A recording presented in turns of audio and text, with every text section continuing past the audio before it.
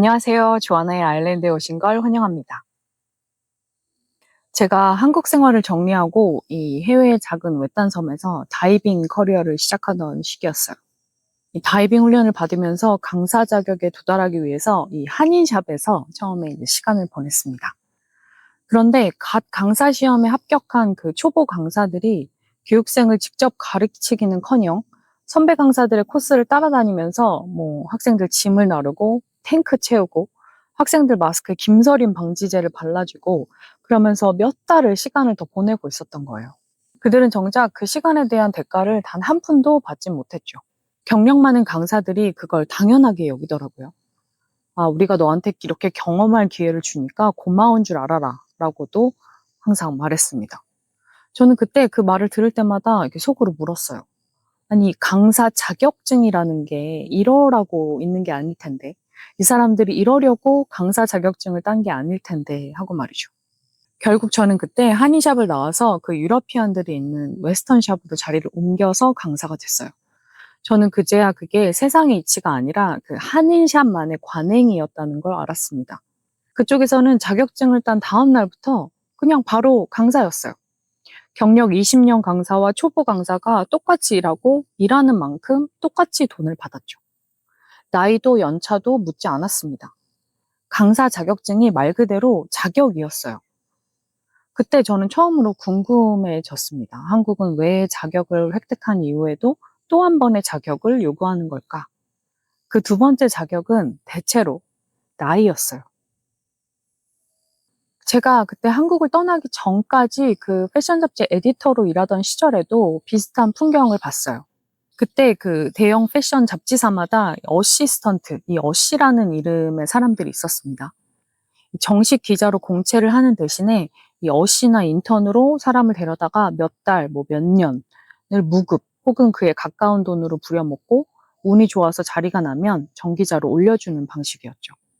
저는 그 시스템이 처음부터 이해가 잘 안 갔어요.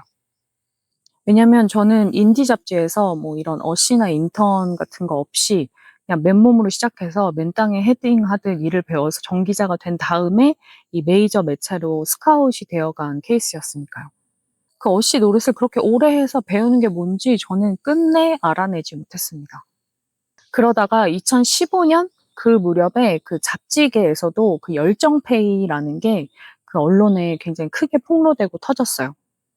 그때 결국 어떻게 됐냐면 그 온 잡지사가 화들짝 놀라서 그 어시 제도를 아예 없애버렸습니다. 마치 처음부터 그런 제도가 없었다는 듯이 말이죠. 그리고 좀 소란이 잦아들자 그 제도는 조용히 되돌아왔습니다. 그 몇 년을 견딘 사람들 중에 끝까지 살아남은 이들은 대부분 집에 돈이 있는 애들이었어요. 취미로 패션지 기자 일을 해도 되는 사람들 말이죠.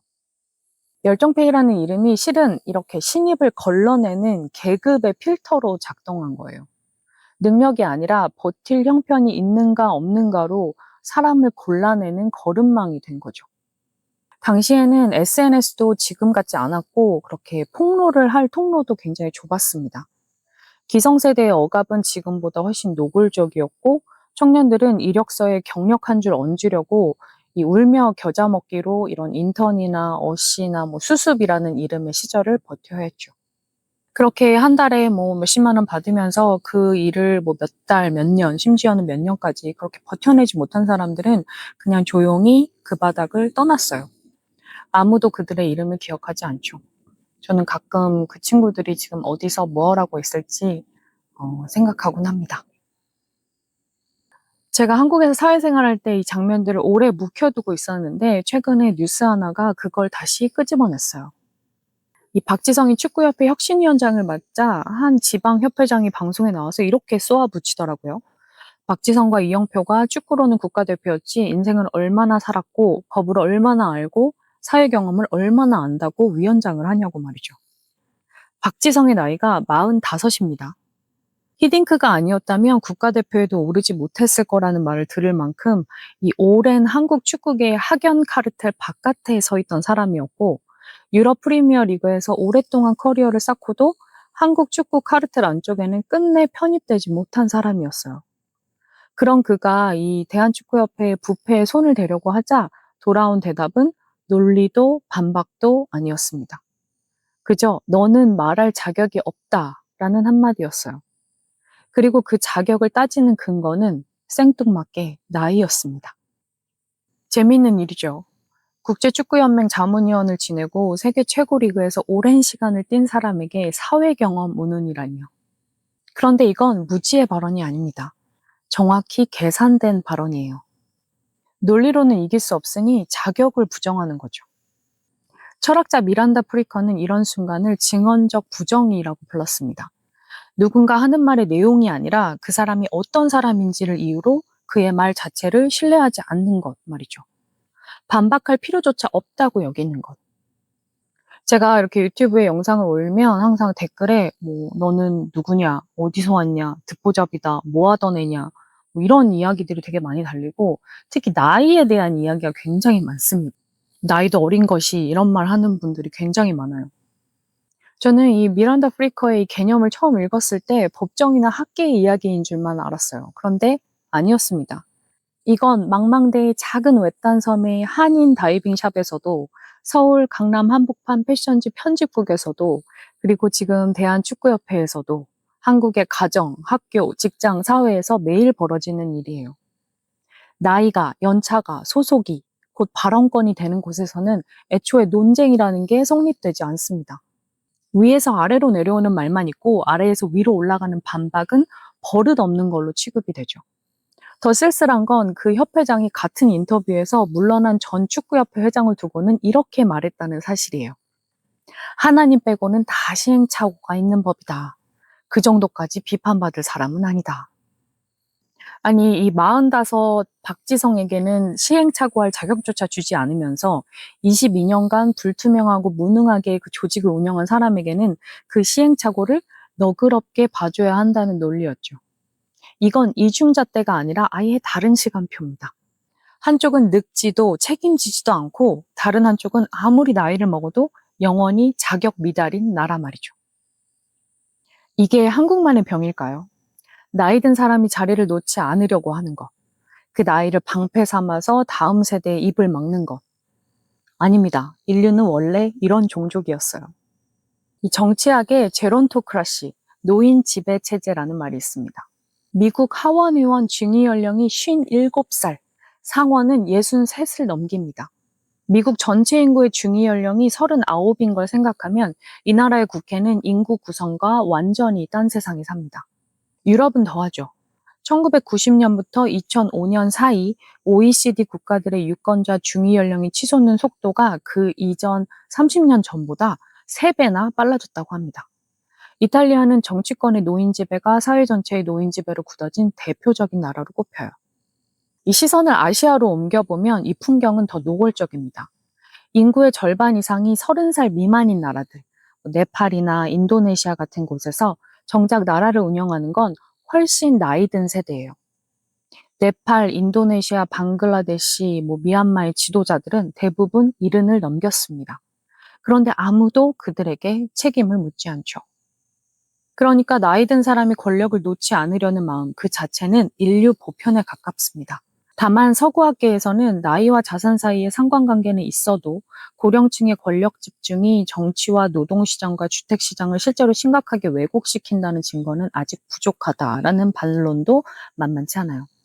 즉 나이 든 사람들이 자리를 지킨다는 사실 자체는 어디에나 있지만 그게 얼마나 큰 해악인지는 서구에서도 여전히 다투는 중이죠. 그런데 제가 진짜 하고 싶은 말은 따로 있습니다. 한국이 특이한 지점은 노인이 자리를 지킨다는 사실이 아니라 그 사실을 정당화하는 언어에 있어요. 서구의 노인 지배는 대체로 투표율 격차나 자산 축적 같은 제도적, 인구학적 설명으로 풀립니다. 한국은 여기에 층 하나가 더 얹혀져요. 존댓말과 반말을 가르는 습관, 조직 안의 기수 문화, 형, 선배라는 호칭이 곧 위계를 정하는 방식 말이죠. 이 나이가 발언권의 순번을 결정한다는 전제가 제도가 아니라 우리 말과 몸에 새겨져 있습니다. 지역협회장이 박지성에게 네가 인생을 얼마나 살았냐라고 던진 그 말은 어느 규정집에도 없어요. 그런데도 아무도 그 말의 자격을 의심하지 않아요. 이게 집단의 정신과 철학을 지배하는 말이라서 대안이나 해결책을 찾기도 쉽지 않습니다. 다시 말하자면 나이 든 사람이 자리를 놓지 않으려는 마음은 인류 어디에나 있어요. 다만 그 마음을 논쟁 없이 곧바로 승리로 바꿔주는 언어. 네가 뭘 알아? 라는 한마디로 상대의 입을 완전히 닫아버리는 문법은 한국을 비롯한 유교 문화권에서 유독 잘 벼려져 있습니다. 다른 나라는 최소한 싸우기라도 할 수 있어요. 여기서는 싸움이 시작되기도 전에 자격 심사부터 통과해야 합니다. 저는 박지성과 비슷한 나이의 밀레니얼 세대입니다. 우리 세대는 새천년의 희망이라고 불리면서 대학에 입학했어요. 그런데 우리가 고등학교 때 터진 IMF 외환위기 이후에 들어선 신자유주의의 결과로 대학 졸업 후엔 비정규직과 계약직과 청년 실업이 우리를 기다리고 있더군요. 이 새천년의 희망이라면서 우리를 마음대로 비행기 태우던 기성세대와 언론 사회는 우리를 88만 원 세대라고 부르기 시작하더니 잉여 세대라고 불렀다가 부모보다 가난한 첫 세대라고 부르다가 마지막엔 아프니까 청춘이라며 그 모든 걸 개인의 마음가짐 문제로 돌려버리더라고요. 우리 부모 세대는 산업화와 부동산이라는 파도를 그대로 타고 올라갔습니다. 우리에게 그 파도는 없었죠. 우리는 각자 맨몸으로 헤엄쳐야 했습니다. 그렇게 헤엄쳐서 마흔을 넘긴 지금 우리는 다시 같은 말을 듣습니다. 이번엔 너무 어리다는 말 대신 너무 늙지도 어른도 아니라는 애매한 자리에 세워졌어요. 2030 세대에겐 영포티라는 조롱을 듣고 5060 세대에겐 니들이 인생을 얼마나 살았냐라는 핀잔을 듣습니다. 실적으로 이미 증명해도 조직의 서열 안에서는 여전히 순번이 안 된 사람 취급을 받아요. 몸은 완전히 자란 어른인데 사회는 그 몸에 맞는 옷을 주지 않습니다. 이 피터팬이 어른이 되기 싫어하는 아이를 가리키는 말이었잖아요. 지금 이 나라에서 어른이 되기를 거부당하는 쪽은 정작 40대 쪽입니다. 박지성이 혁신위 공동위원장이라는 자리에 앉은 것도 그래서 상징적입니다. 명함은 생겼지만 열쇠는 없어요. 조직의 진짜 권한은 여전히 지방 협회장들 같은 이런 9세대 네트워크가 쥐고 있으니까요. 밀레니얼 세대 대부분이 지금 그 언저리에 있습니다. 무언가를 맡을 자격은 얻었는데 정작 그걸 바꿀 힘은 아직 넘겨받지 못한 자리에 있는 거죠. 여기엔 시간이라는 변수도 얹혀 있습니다. 한국인의 기대 수명은 이제 83을 넘겼어요. 그런데 우리가 은퇴하고 자리를 물려주고 다음 세대에게 길을 터주는 방식에 대한 이 사회적 약속은 여전히 평균 수명이 60이던 시절의 틀에 머물러 있습니다. 사회학자 마틸다 화이트 라일리는 이 어긋남을 구조적 지체라고 불렀어요. 사람의 몸과 삶은 이미 훌쩍 자랐는데 그 몸을 담을 사회의 옷은 그대로인 상태를 말하죠. 요즘 한국을 뜨겁게 달구는 정년 연장 논쟁이 바로 이 어긋남의 얼굴입니다. 노년층 다수는 법정 정년보다 훨씬 이른 나이에 이미 주된 일자리에서 밀려나요. 그런데 정작 계속 일하고 싶어하는 마음, 즉 희망하는 은퇴 나이는 그보다 훨씬 늦습니다. 노후 소득이 충분하지 않기 때문이죠. 그 절박함은 진짜예요. 그런데 그 절박함을 풀기 위해 정년을 늘리면 그 자리는 고스란히 청년의 몫에서 빠져나갑니다. 노인은 더 오래 자리를 지키고 싶어하고 그 마음은 마땅합니다. 은퇴 후 소득 없이 살아야 하는 노년의 불안은 진짜니까요. 그런데 그 자리 지키기가 길어질수록 청년들은 진입할 문 자체를 잃게 됩니다. 정년을 연장하고 싶어하는 노인 개개인을 탓하고 싶진 않아요. 평생 일하고도 노후가 불안한 사회를 만든 건 그들 한 사람 한 사람이 아니니까요.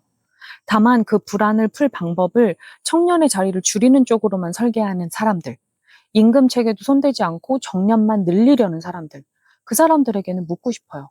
왜 항상 해법을 아래에서만 찾는지 말이죠. 이런 상황을 청년 연구자들은 웨이트후드, 기다림의 시기라고 부릅니다. 결혼도 내 집 마련도 취업도 하염없이 미뤄지는 시기 말이죠. 그 기다림의 원인 중 하나로 그들은 노년층이 내려놓지 않는 자리를 꼽습니다. 우리 밀레니얼 세대가 청년일 때 겪은 그 유리천장이 지금은 더 아래 세대에게 더 두꺼운 천장으로 내려오고 있어요. 그리고 그 천장 아래서 기다리는 건 20대, 30대만이 아닙니다. 40대도 여전히 그 천장 밑에서 순서를 기다리고 있어요. 그리고 우리가 기다리는 건 인정이라는 이름의 자리입니다. 거기에 이제는 인공지능까지 가세했습니다. 반도체 수출은 역대급이라는데 정작 청년 고용은 코로나 이후 가장 나쁘죠. 이 기업들 신입 채용 공고는 그리 상황이 좋지 않습니다. 회계사 자격증을 따고도 자리를 못 구하는 사람들이 생겨나고 있고요. 예전에는 그래도 착취라도 당하며 자리 하나는 있었습니다. 열정페이라는 이름으로 청춘을 갈아 넣으면 어쨌든 문턱을 넘을 기회라도 있었죠. 지금은 그 문턱 자체가 사라지고 있어요. 착취당할 기회조차 특권이 되어가는 시대가 온 겁니다. 인공지능은 신입을 대신 키워주지 않아요. 이미 잘하는 사람의 손을 거들어줄 뿐이죠. 그러니 기업 입장에서는 굳이 돈과 시간을 들여서 신입을 훈련시킬 이유가 사라집니다. 지금의 2030 세대는 우리가 겪은 열정페이보다 한 단계 더 근본적인 배제 앞에 서 있어요. 우리는 문 앞에서 착취당하면 겨우 들어갔지만 지금 청년들은 그 문 자체가 눈앞에서 닫히는 걸 보고 있어요. 저는 그렇다고 이 모든 걸 냉소로 끝내고 싶지는 않습니다. 정년을 늘리고 싶어하는 노인의 마음도 자리를 얻고 싶어하는 이 발버둥치는 청년의 마음도 저는 이해합니다. 둘 다 그저 살고 싶은 것뿐이에요. 문제는 사람이 아니라 그 마음들을 담아낼 이 사회, 그릇이 낡았다는 데 있습니다. 나이와 연차로 발언권을 나누고 자리를 나누고 존엄을 나누는 그릇 말이죠. 그 그릇을 깨는 일에 나선 사람이 하필 국가대표 출신의 45살 장년이었고 그마저도 뭘 아냐는 말로 공개적으로 면박을 당했다는 사실이 저는 못내 서글픕니다. 한 사회를 가늠하는 기준은 기성세대가 다음 세대를 대하는 방식이에요. 어른이 젊은이를 대하는 방식이에요. 능력이 없다면 진심이라도 있어야죠. 한 사회의 이데올로기를 이렇게 만든 게 바로 지금 높은 데 한 자리 꿰고 있는 사회 어른이라는 기성세대입니다. 청년, 장년 세대에게 니들이 뭘 알아? 하고 자격 운운하면서 자신들은 정작 온갖 비리와 불공정과 카르텔 문화를 만들거나 동조하거나 방관하거나 침묵했습니다. 그리고는 그에 대해서 우리가 비판을 하려고 하면 이게 다 먹고 살려고 그런 거야 라고 정당화합니다. 게을렀든 무능했든 방관했든 최소한의 책임감을 느껴야 합니다. 지금 20대든 40대든 누구도 자기 자리에서 이 그릇을 원해서 만든 게 아니에요. 우리는 다만 태어난 순서대로 그 그릇에 담겼을 뿐이죠. 시간은 누구에게나 공평하게 갑니다. 그러니 이건 세대 대 세대의 싸움이 아니라 낡은 그릇과 우리 모두의 싸움입니다. 제가 화가 나는 대상은 그 마음들이 아니에요. 그 마음들을 이용해서 자기 자리를 지키는 사람들, 나이를 방패 삼아 논쟁을 피해가려는 사람들, 개혁이 오려는 순간 가장 먼저 자격을 묻는 사람들이죠. 그들은 늘 존재해왔고 앞으로도 존재할 겁니다. 그리고 그들 밑에서는 늘 애머니들끼리 서로를 미워하게 되겠죠. 청년은 40대를 영포티라 비웃고 40대는 청년을 유약하다고 흉보고 노년은 둘 다 뭘 잘 모른다고 혀를 찹니다. 정작 자리를 내주지 않는 사람들은 저 위에 조용히 앉아 있는데 그 밑에서는 자리 없는 사람들끼리 서로를 향해 화살을 쏘고 있는 거죠.